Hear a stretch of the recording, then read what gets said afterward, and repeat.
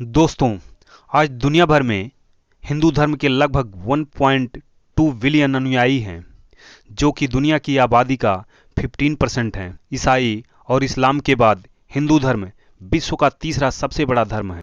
हम सभी के मन में कभी ना कभी यह विचार जरूर आता है कि हिंदू धर्म का डेफिनेशन क्या है, हिंदू कौन है, हिंदू धर्म की उत्पत्ति कब हुई, क्योंकि हिंदू धर्म को लेकर विद्वानों का मत अलग अलग है। कोई इसे सनातन धर्म कहता है, कोई इसे वैदिक धर्म, कोई आर्य परंपरा। तो आइए जानते हैं हिंदू धर्म के बारे में। नमस्कार, मैं हूं ओम प्रकाश। आप देख रहे हैं सोच द स्टोरी इफेक्ट। हिंदुइज्म धर्म या जीवन जीने का तरीका। हिंदुओं को धर्म प्राण से भी ज़्यादा प्यारा होता है। हिंदू धर्म की यही मान्यता है कि प्राण भले ही चला जाए, किंतु धर्म पर कोई आंच ना आए। यही कारण है कि अनेक अन्यायी और विधर्मी हमारे देश आए और हिंदू धर्म को नष्ट करने की पूर्णतः प्रयत्न किए, परंतु हिंदू धर्म आज भी जीवित है। आइए जानते हैं हिंदू धर्म क्या है। वेद में जिस धर्म का प्रतिपादन हुआ है वह वैदिक धर्म है। यही वैदिक धर्म ही हिंदू धर्म है। वैदिक धर्म सनातन है, अर्थात पीढ़ी दर पीढ़ी चली आ रही है।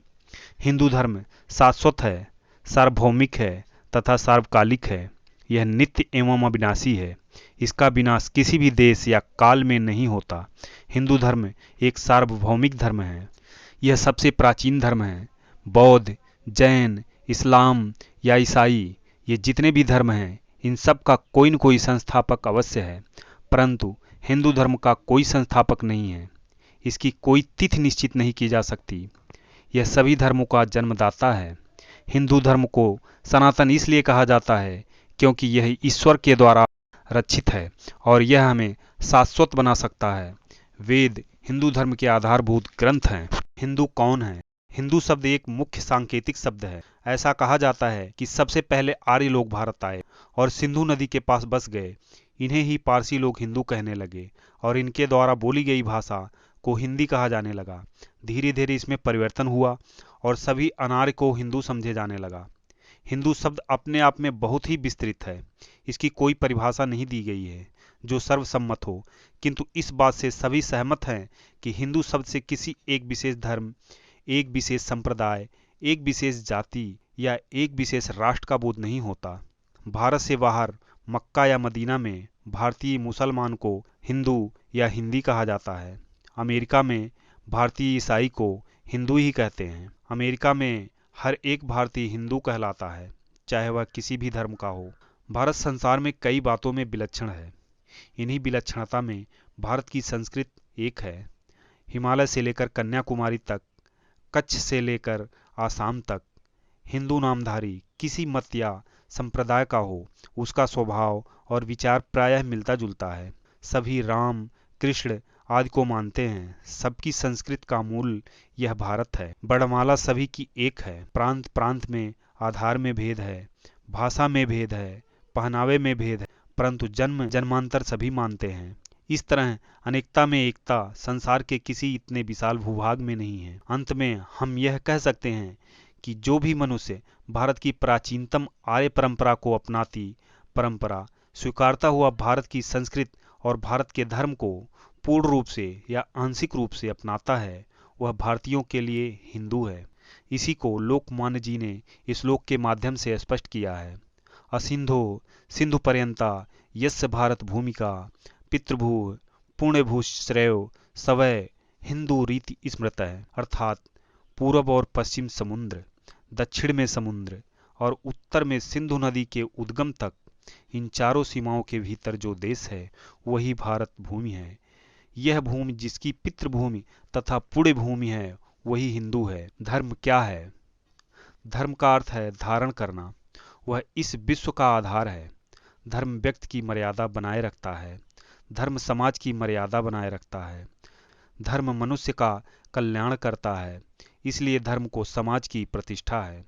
सिर्फ समाज की ही नहीं बल्कि संपूर्ण जगत की प्रतिष्ठा है।